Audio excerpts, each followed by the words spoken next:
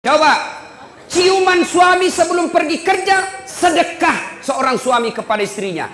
Maka bapak-bapak mulai besok sedekahlah sebelum keluar rumah.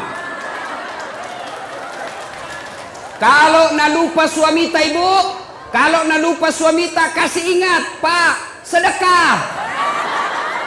Sini kau aku sudah kai kok. Tapi ibu juga harus cantik. Mau disedekahi baru banyak osing, mau disedekahi bau kalepanya, kariwil rambutna, kuning gigina. Nah bila suami tak jauh-jauh kau deh.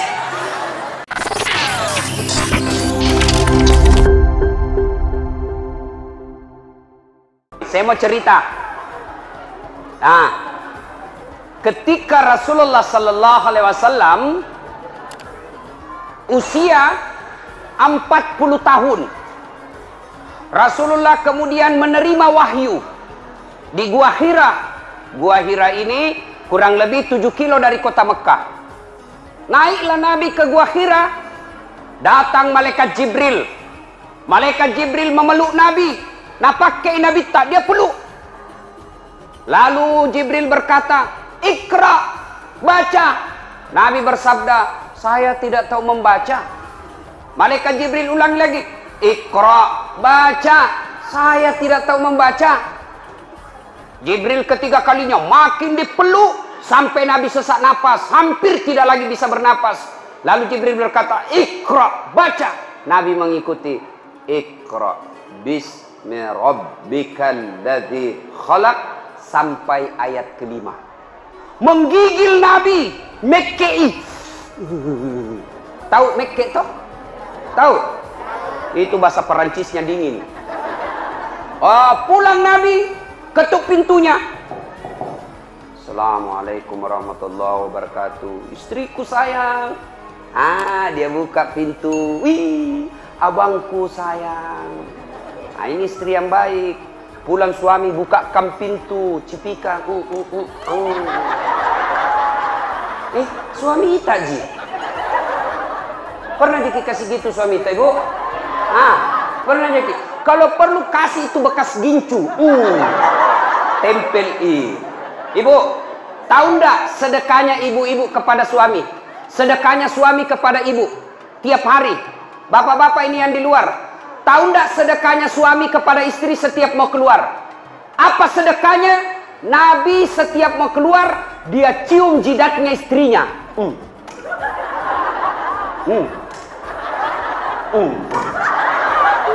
Dicium. Coba, ciuman suami sebelum pergi kerja, sedekah seorang suami kepada istrinya. Maka bapak-bapak mulai besok sedekahlah sebelum keluar rumah. Kalau nak lupa suami tak ibu, kalau nak lupa suami tak kasih ingat, Pak, sedekah. Sini kau aku sudah kai kok. Tapi ibu juga harus cantik. Mau disedekahi baru banyak osing, mau disedekahi bau kalepanya, kariwil rambutna, kuning gigina. Nah bila suami tak jauh-jauh kau deh. Ya. Datang Nabi Khadijah. Lalu Nabi berkata, "Wahai istriku, dingin aku dong, menggigil kak, selimuti saya." Masya Allah. Bu, ku tanya ki dulu.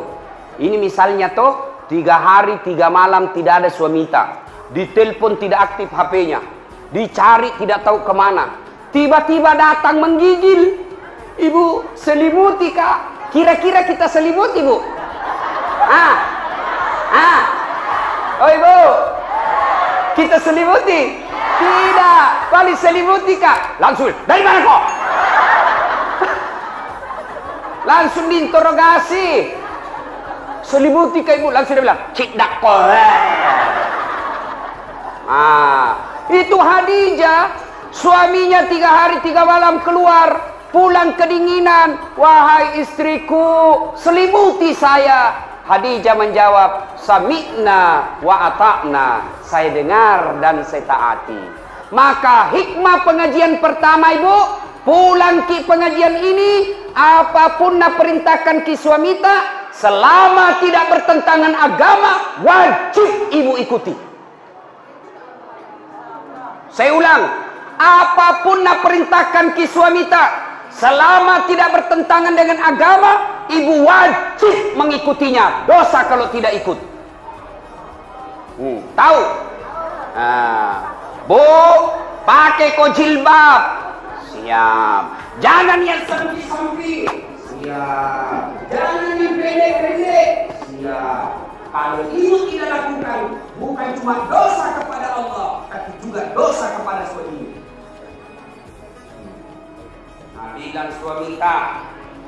Nabilan suamita, ibu, jangan kau terlalu tebal gencummu.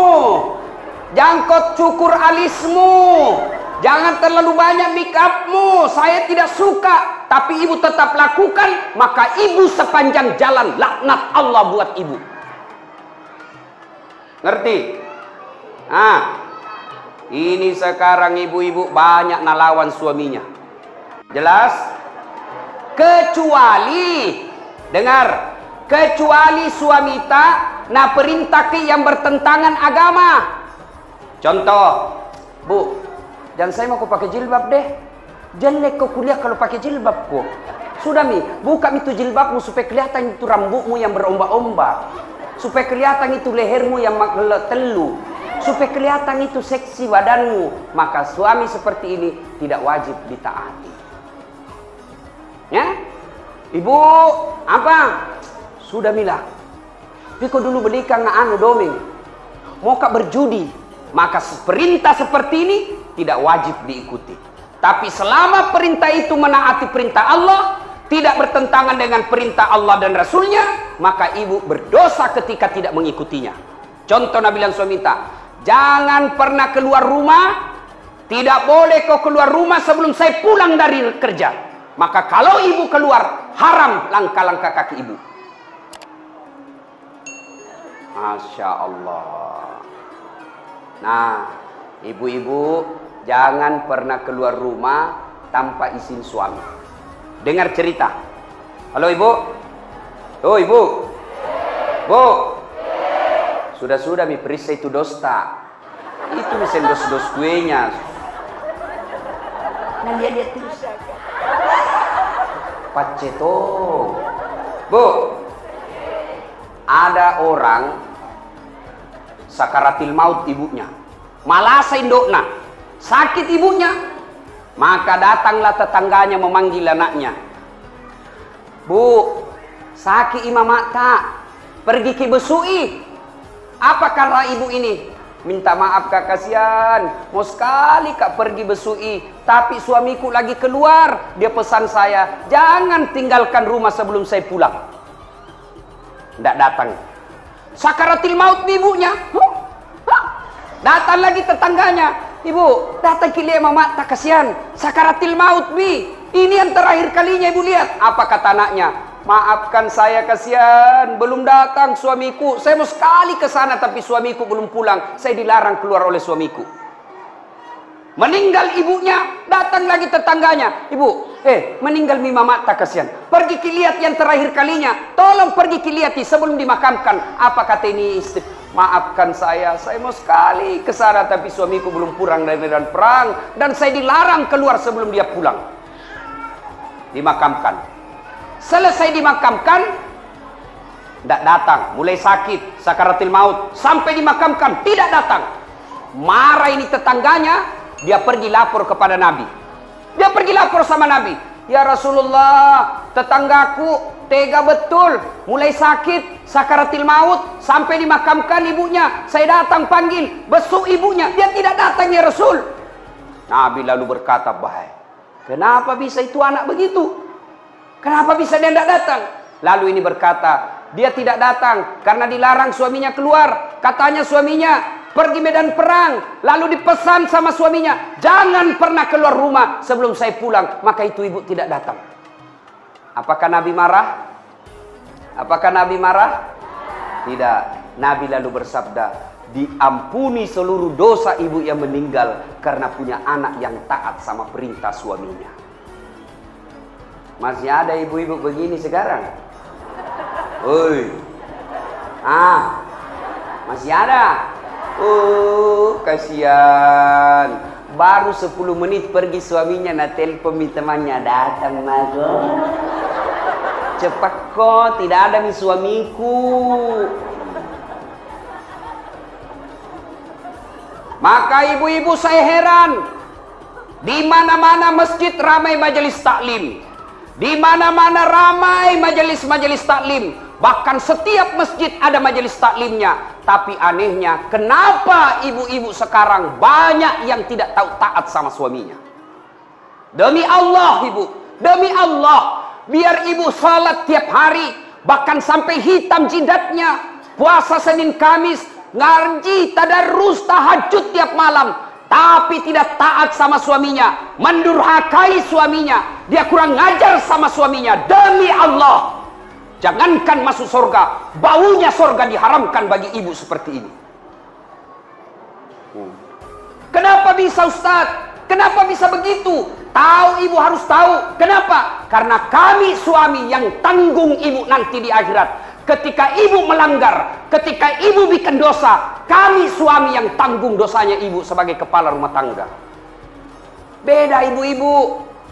Ibu-ibu taat ibadah, rajin sholat, tutup aurat, Senin Kamis puasa. Suaminya tukang judi, suaminya koruptor, suaminya pemabuk, suaminya pengedar narkoba, suaminya tukang tipu, tapi istrinya soleha. Demi Allah, istrinya tetap masuk surga, suaminya dibakar di neraka, tidak ada hubungan. Maka ibu, jangan keluar rumah tanpa izin suami. Jangan lakukan apa-apa tanpa izin suami. Kenapa? Karena suami yang tanggung ibu nanti ketika di akhirat. Maka bersyukur ibu-ibu yang punya suami. Kenapa? Karena itulah nanti yang lindungi ketika di akhirat. Maka hargai suamita, jangan hina suamita gara-gara dia miskin. Ini banyak ini istri kurang ajar sama suaminya, mentang-mentang agato iko, ku taunya kok, nu lamar ka dulu anu di seperangka ala sholat, ndak nu belikan nga rumah. Rumah lagi bapakku ini nu tempati. Kamu juga saja selain belikan ko baju, pensiun mako, ndak ada gajinu.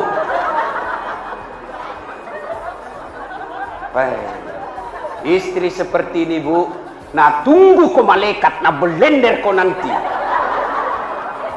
Yang ketawa serius kah ini? Ya.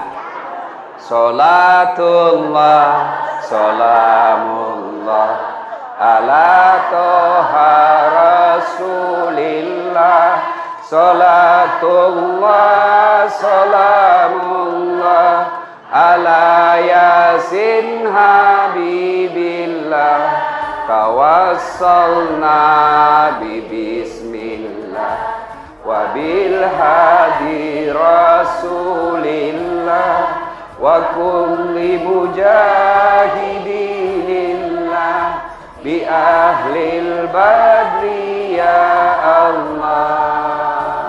Ya Allah, jadikanlah cinta kami kepada Rasul-Mu. Kami sangat mencintai Rasul-Mu ya Allah. Kami sangat merindukan Rasul-Mu ya Allah. Karena cinta kami kepada Rasul-Mu ya Allah, jadikanlah acara ini berkah, dan ilmu yang kami peroleh kami mampu mengamalkannya ya Allah.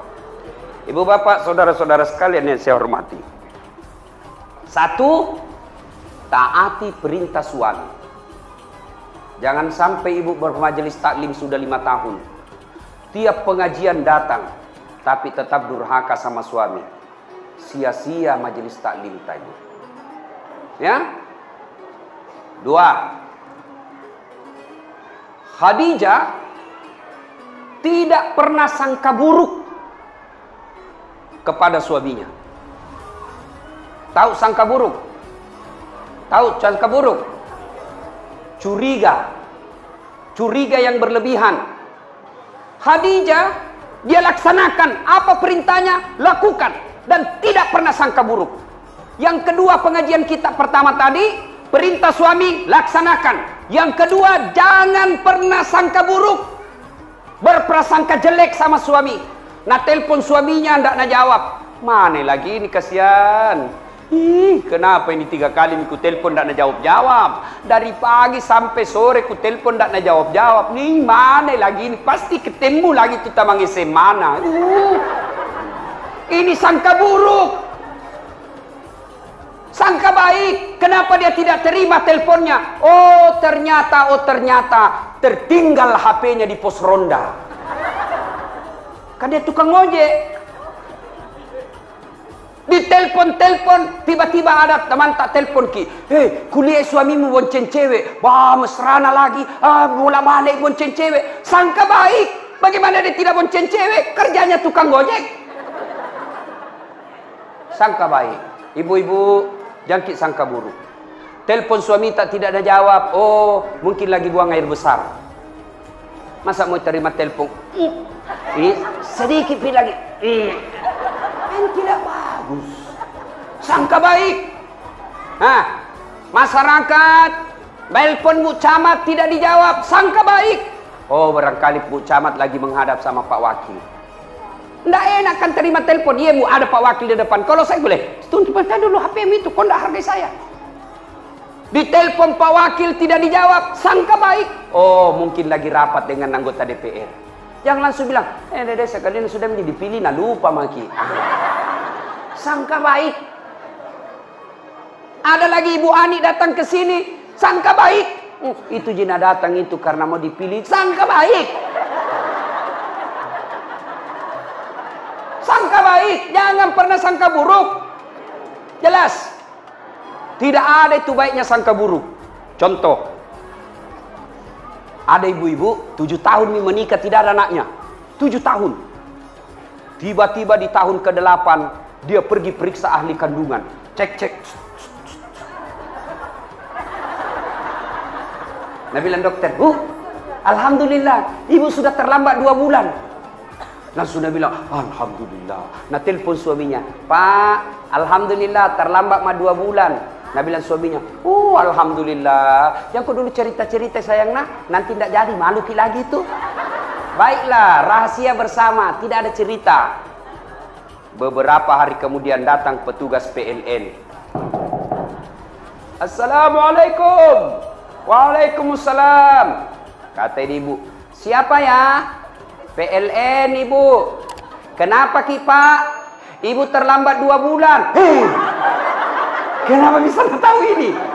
Dari mana tahu ini? Langsung dia sangka buruk sama suaminya. Pasti ini lagi lah bolong ini, pasti karena kebetulan suaminya hitam. Lah bolos sih. Datanglah kasihan suaminya capek bekerja di kantor, dimarahi sama bosnya, di jalan kempes ban mobilnya, baru buka pintu langsung. Memang kau lah bolong, pembohong. Bilang jangan kau ngomong, kenapa kau ngomong? Apalagi masuk itu comok. Karena istrinya comok. Terjengkel Tommy orang capek, langsung kini bilangi bolong. Nah balas nih, maga ke comok. Baru orang datang capek-capek mengamuk-ngamuk. Kenapa di itu PLN bisa tahu saya terlambat 2 bulan? Pasti kau yang cerita. Nah kita aja berdua. Kenapa bisa tahu PLN? Bukan saya kasih tahu. Marah ini suaminya di kantor PLN. Hei, kenapa kau bisa tahu istriku terlambat 2 bulan? Nah bilang ini ada catatannya Pak.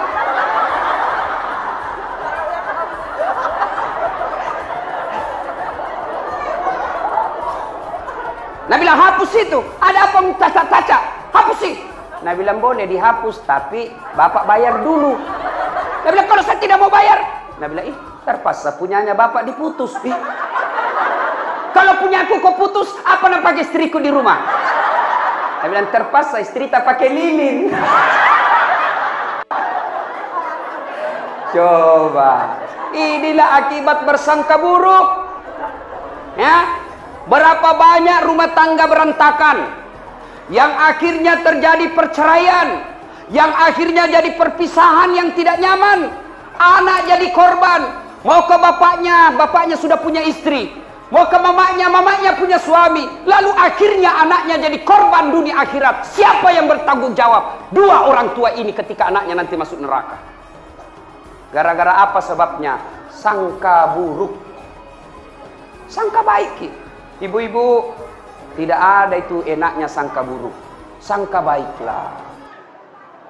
Ada caleg, sudah bikin pengajian, sudah pasang baleho, sudah datang silaturahmi, bagi-bagi jilbab. Ternyata tidak terpilih, sangka baik. Oh, bukan itu yang terbaik buat saya. Saya dulu 2013 ikut pilwali di Makassar. Dibetak Ustaz? Tidak. Siapa bilang dibetak Kak? Cuma yang menang lebih banyak suaranya. Belum tentu dia lebih jago dari saya. Alhamdulillah, saya ambil hikmah. Oh, ini hikmahnya saya tidak jadi wakil wali kota. Saya jadi ustadz. Sekarang karena saya jadi ustadz, keliling dunia ceramah. Ke New York. Tahu jaki New York? Dekat nama Lili. Dari New York pergi ke Jepang, pergi ke Itali, pergi ke Roma, ke Malaysia, ke Turki, ke Saudi. Semua dibayarkan. Hebatnya lagi, pergi tidak bawa uang, pulang. Sangka baik, sangka baik, sangka baik, sangka baik. Ibu-ibu tiba-tiba hancur usaha, sangka baik. Tiba-tiba suami berubah setengah mati, sangka baik. Suami tak jahat, sangka baik. Kalau dia berbuat jahat, dia yang tanggung dosanya di akhirat. Tenang perasaan. Pigau mau meruntuk tu. Mak bele ko Andre ko tu turun tu. Mak cako mak bele ko mama. Ya. Ibu-ibu, kalau ini rumus kita pakai, sangka baik, tenang perasaan. Kalau kita selalu sangka buruk, belum terjadi kita sudah sangka buruk, begini nanti, begini nanti, begini nanti, maka ibu akan sengsara, tidak bisa tidur. Nah, dua. Saya ulang lagi. Apa tadi yang pertama, Ibu? Apa? Bu? Pertama, taat pada suami. Apa diperintah suami, lakukan. Dengan catatan, perintah itu tidak bertentangan agama. Jangan kau pakai spiral. Kalau kau pakai, saya tidak setuju. Ibu pakai, maka selama ibu pakai, laknat Allah selalu menyertai ibu. Ya, ikut itu. Yang kedua, apa tadi yang kedua? Sangka baik. Nah, yang ketiga, Khadijah. Ibu itu Khadijah, sebelum menikah sama Nabi, beliau janda terkaya di Mekah. Ada janda kaya di sini? Hah? Ada? Saya cuma bertanya. Jangan maki bilang ustaz cari janda. Tidak. Kaya ketika beliau sakaratil maut. Tahu sakaratil maut? Tahu ibu? Nah ini muka-muka sakaratil maut semua ini. Masya Allah. Ketika beliau sakaratil maut, usianya 60 tahun. Nabi usianya 45 waktu itu. Sakit Khadijah. Beliau sakaratil maut. Dia lihat-lihat nih. Bajunya sudah 8 kali tambal. Tahu tambal? Tahu tambal ibu? Sulam. Robek, sulam. Saya ingat sekali waktu itu kecil, kalau mamaku suruh kasih masuk jarum, tahu kan buta-buta mikasnya. Dase, saya itu di Makassar gitu namaku Dasat, kalau di kampung olah dase. Lah dase. Nah, sudahlah itu. Naik nasalai. Ditamballah itu baju. Ambil kain, kalau robek ditambal. Ibu, berapa kali ditambal bajunya Khadijah yang dipakai sakaratil maut? Berapa kali dia tambal? Ibu tahu? 8 kali tambal.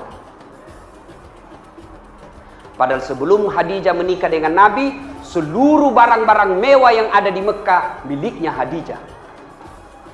Coba, bangsawan, kaya, disegani, tapi ketika sakaratil maut, baju yang dia pakai, baju lusuh, kot kumal, 8 kali tambal. Dan ibu tahu, yang ke-8 kali tambalnya 1 sampai 7 menambalnya pakai kain. Tapi pada tambalan yang ke-8 bukan pakai kain, tapi pelepah daun kurma. Kenapa? Habis kainnya Nabi. Masya Allah. Sakaratil maut nih Khadijah. Dia panggil anaknya. Fatimah, ta'al. Anakku, sini kau dulu nak. Iya mui. Tolong saya kau mintakan ngak serbannya bapakmu. Ada itu serbannya bapakmu, selalu dia pakai terima wahyu. Selalu dia pakai terima ayat-ayat Quran. Tolong mintakan saya sama bapakmu, kasihan. Saya mau pakai kain ini, kain serbannya bapakmu sebagai kain kafan. Mudah-mudahan kain kafanku menghilangkan saya dari azab kubur. Saya takut akan siksa kubur. Mudah-mudahan serbannya bapakmu yang selalu dipakai terima wahyu bisa meringankan beban azab kubur. Dengar ibu. Halo ibu. Nabi bilang Fatimah, ibu, jangan saya minta. Kita meminta sama bapakku. Masya Allah. Nabi bilang anak-anak, magana iya. Ini bawa nendok milokon boku. Kenapa saya? Ibu aja yang minta sama suaminya. Dengar jawabannya Khadijah. Dengar jawaban Khadijah. Saya malu minta sama bapakmu. Masya Allah. Habis hartanya Khadijah untuk bantu dakwanya Nabi. Tapi minta serban, malu sama suaminya. Malu. Kira-kira ada istri di sini malu minta sama suaminya? Oi, ada? Ada ini. Ada. Jangankan minta, nak curi. Sudah dah simpan baik-baik suaminya, nak dapat semua. Ini banyak sekarang perempuan pintar cari duit. Sudah disembunyi, masih nak dapat. Ada lawannya kasihan honor. Pegawai honor. Gaji kan semua langsung ke istrinya.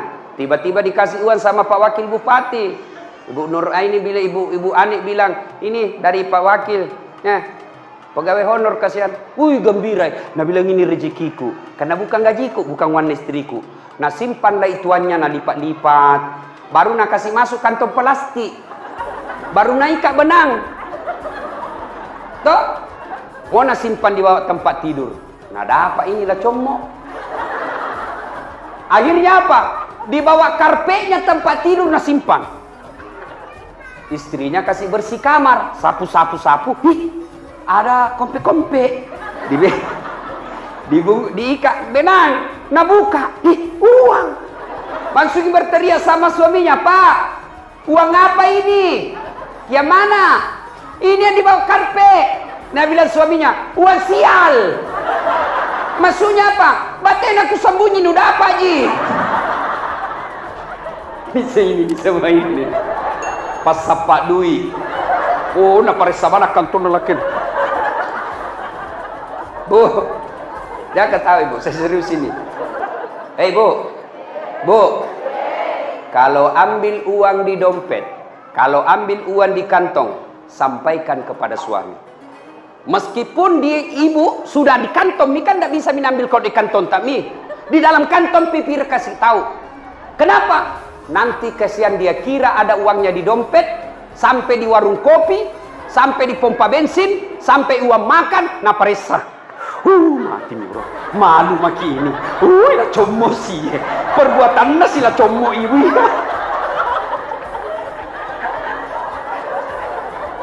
Jelas? Itulah sebabnya ibu, tidak boleh ibu ambil tanpa izin suami. Kenapa? Karena itu pasti ada tujuannya. Mengelola keuangan rumah tangga itu ada materinya, ada manajemennya. Gajinya suami, ambil suami 100% oleh istri. Tapi penghasilan-penghasilan lain itu uang suami namanya. Untuk apa? Karena kadangkala ada kejadian darurat yang tidak disangka-sangka sehingga butuh uang, itulah simpanannya suami. Gajinya suami, pembeli beras, pembeli ikan, pembeli lauk pauk, pembeli lain-lainnya. Tapi ketika tiba-tiba mobil tabrakan, pak, tidak mungkin uangnya gajinya dari istri yang sudah diambil, maka itulah simpanannya suami. Maka ibu jangan ambil ketika ada simpanan suami, karena itu pasti ada tujuannya disimpan suami kita. Jelas ibu? Jelas? Salatullah salamullah ala toha rasulillah. Salatullah salamullah ala yasin habibillah. Tawassalna bismillah wa bil hadi rasulillah wa kulli mujahidilillah bi ahlil badri ya Allah. Nah, satu, taati suami. Dua, sangka baik. Tiga, jangan mengambil tanpa izin suami. Jelas ya? Jelas ya? Yang keempat, Khadijah ternyata menopang suaminya, mendukung suaminya sepenuhnya. Karena ini laki-laki, biar bagaimana jagonya, tanpa dukungan istri hancur. Betul ya, Bu? Betul? Maka tapi jangan tom berlebihan, Ibu. Ada itu di Kolaka, nah bunuh suaminya, nah tikam suaminya pakai pisau dapur, nah tutup kamarnya dulu, baru nah tikam sampai meninggal suaminya. Ditanya, kenapa kau kasih begitu suamimu? Dia bilang, setengah mati ku bantu. Setelah berhasil, dia mau kawin lagi, lebih baik ku bunuh. Bah, bikin takut-takut. Jangan kita bunuh, Ibu. Lebih baik kita kasih obat tidur, supaya dia tidur selama-lamanya.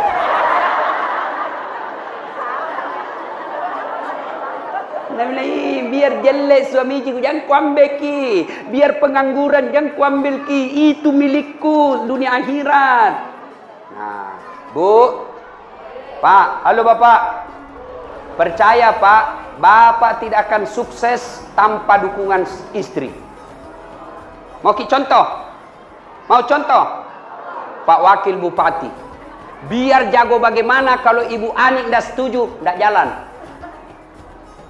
Maksudnya apa? Boy pergi sosialisasi. Tiba-tiba Ibu Ani bilang, Pak, urus dulu anakmu. Apa? Nggak bisa sama kita? Sama saya. Biar jago bagaimana kalau nggak dibantu istri, nggak mungkin. Kenapa? Saya mau bikin konsep untuk ceramah besok.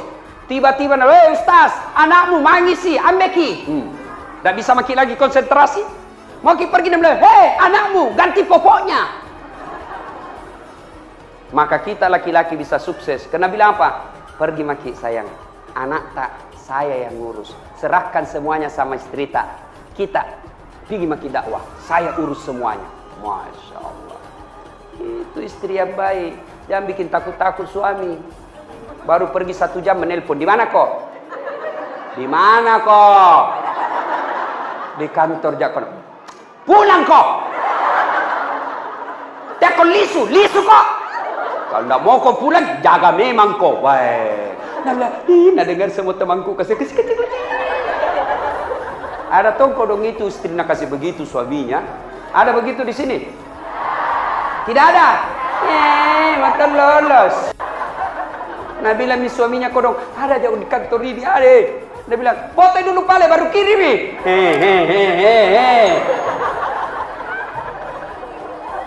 Woi Pak. Ada ki begitu di sini? Takut sama istri tak? Nah, ada. Pak Desa. Takut ki sama istri tak? Berhenti jadi laki-laki. Apa mau takut sama istri? Nah kita lamar nih, dibikinkan rumah, dibelikan mobil, semua cicilannya kita bayar nih. Baru mau kita takut sama dia? Bagaimana ceritanya? Marah Ustaz. Nah banting itu pintu, banting tongi pintumu. Nah pecahkangi piring Ustaz, pecahkangi satu lusin. Piring bisa dibeli, tapi harga diri tidak boleh diinjak-injak. Allahu Akbar.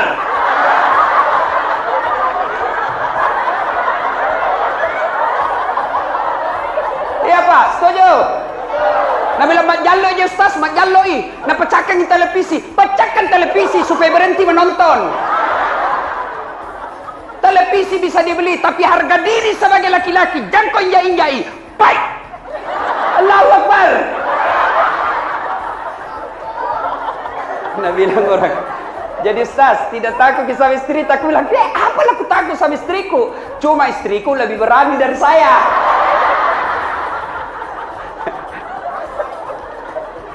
Jelas Bu? Yang ke-5, dengar. Datanglah Nabi mintakan sama suami, sama bapakmu, kasihan malu kak minta. Didengar sama Nabi. Dengar sama Nabi. Nabi datangi Khadijah, menetes air matanya Nabi. Wahai Ummul Mukminin, ibunya orang Islam, habis hartamu untuk bantu saya dakwah. Capuk mana warang peramu, semua hartamu habis untuk bantu dakwah Islam. Hanya ini serban yang kau minta. Serban saja kau minta, itu pun kau malu minta kepadaku. Subhanallah, wahai istriku yang tersayang. Begitu sayangnya Nabi kepada Khadijah. Sudah wafat Khadijah, Nabi tidur bersama Aisyah. Khadijah sudah wafat, Nabi tidur bersama Aisyah, istrinya yang muda, perawan, cantik. Lalu Nabi bersabda, ku ingat nak kodong Khadijah, seperti kalau ada di rumah langkah-langkah kakinya. Cemburu Aisyah. Dan Nabi bilang, saya nu temani tidur, Khadijah nu pikir. Kan enak Bu, lain dipikir, lain dirasa. Iya toh? Kan gak enak Ibu dikasih begitu. Aisyah keberatan. Ya Rasulullah, apa sih kelebihannya Khadijah?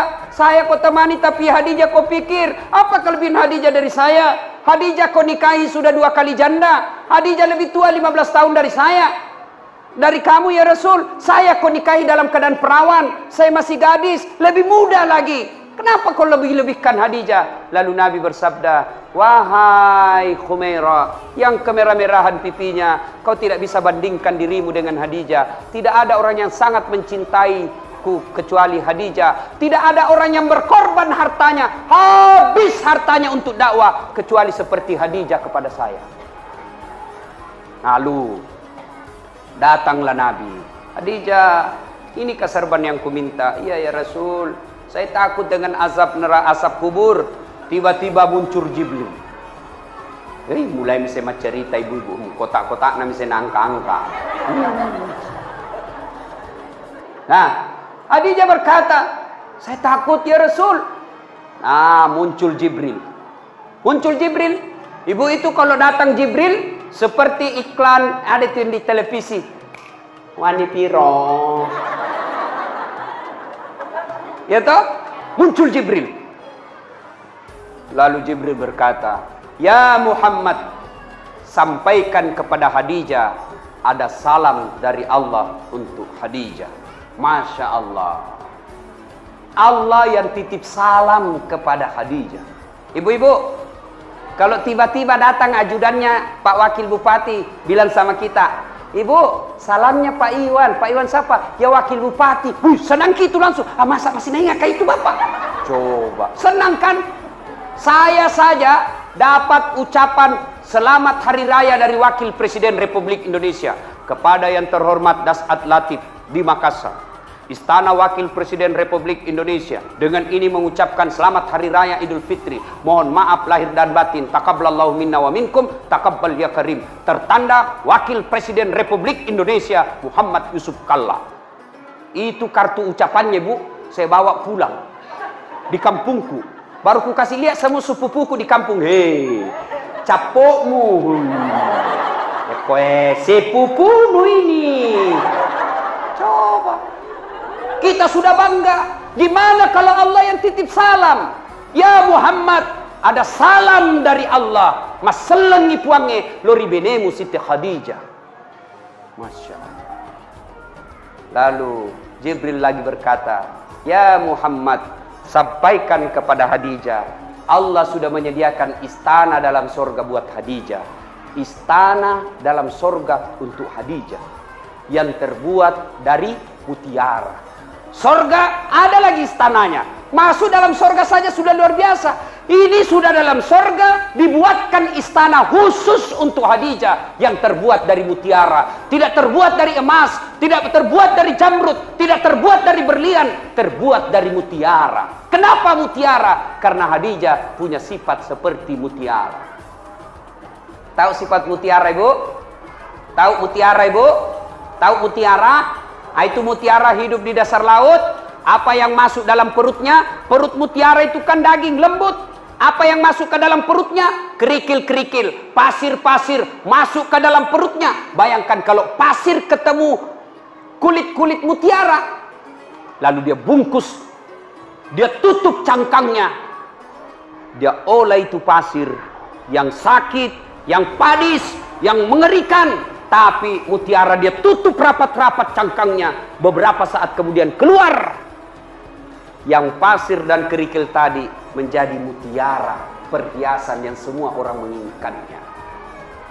Apa artinya? Khadijah setiap ada masalahnya, setiap ada masalah rumah tangganya, masalah dalam hidupnya, tidak pernah dia ceritakan. Dia tutup rapat-rapat cangkangnya. Dia tidak pernah cerita ke orang lain, tapi dia cerita hanya kepada Allah Subhanahu wa ta'ala.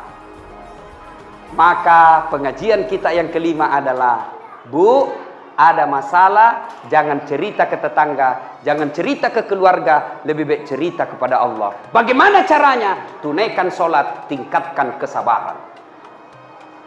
Sayang seribu sayang, ibu-ibu sekarang ada masalahnya pergi tetangga. Suamiku itu deh jeleknya, pelit, maseke, sudah kalau tidur ngorok, ini makin tua makin bau kali paknya. Enggak aku tahu itu suami. Masa suami tak kasih jelek-jelek begitu sama tetangga? Coba, itu suamiku pelit sekali, nak pegang uangnya, nak nak kasih sama sekali. Kalau datang tidak pernah tong senyum-senyum. Masa rahasia rumah tangga kita ceritakan? Maka istri seperti ini tidak akan mendapat kasih sayang dari Allah Subhanahu wa ta'ala. Jangan heran kalau ibu selalu cerita kejelekan orang, ibu cerita kejelekan rumah tangga, dia umbar semua aib rumah tangga, maka hidupnya, hatinya tidak akan pernah dapat ketentraman. Kenapa? Karena Allah jauh menjauhkan dia dari rahmatnya. Kau suka cerita kejelekan-kejelekan rumah tanggamu, maka Allah tidak akan senang kepada kamu. Allah tidak senang kepadamu, maka jangan heran hidupmu tidak bisa tenang hatinya. Jelas? Maka kalau ada masalah, ibu ambil wudhu, ambil sajadah, ambil kudung, ngadu kepada Allah. Dalam solat namanya solat hajat. Minta maki kepada Allah. Ya Allah, saya tidak sangka suamiku begini. Saya tidak senang suamiku begini ya Allah. Tapi inilah jodohku ya Allah. Engkau yang menentukan jodohku. Saya tidak senang laki-laki seperti ini. Tapi Engkau berikan saya seperti ini. Maka berikan saya kesabaran ya Allah. Kuatkan hatiku. Tingkatkan kesabaranku ya Allah. Agar ini bisa kulalui secepatnya. Ini tidak. Ada masalahnya ambil Facebook. Update status. Tidak kusangka kau begitu. Andai ku tahu kau begitu, saya tidak terima lamaranmu. Pret. Dia kan banyak begini. Apalagi, coba ku tahu begini, tidak mau kawin sama kau. Apalagi tidak mau naduami anakmu. Jelas? Ibu-ibu, ada di sini rumah tangga tidak ada masalahnya? Ada? Ada? Tidak ada orang tidak ada masalahnya. Cicilan belum lunas, anak tidak dapat kerja, suami makin kajili-jili, motongi cantik istri, motongi mulus muka, penuh dengan masalah. Maka masalah itu bukan masalah. Masalah kita adalah bagaimana mengatasi masalah. Mengatasi masalah tanpa masalah. Weh, ini warna pegadaian ibu-ibu ini. Bu, ada masalah tak, ngaduki kepada Allah. Dalam cara apa Ustaz? Tingkatkan kesabaran, tunaikan sholat dengan sebaik-baiknya, perbaiki 5 waktu, tambah sholat-sholat sunnah, terutama sholat hajat di malam hari. Allah janji, ud'uni astajib lakum. Minta kau kepadaku, pasti saya kabulkan. Itu janji Allah. Salatullah, salamullah ala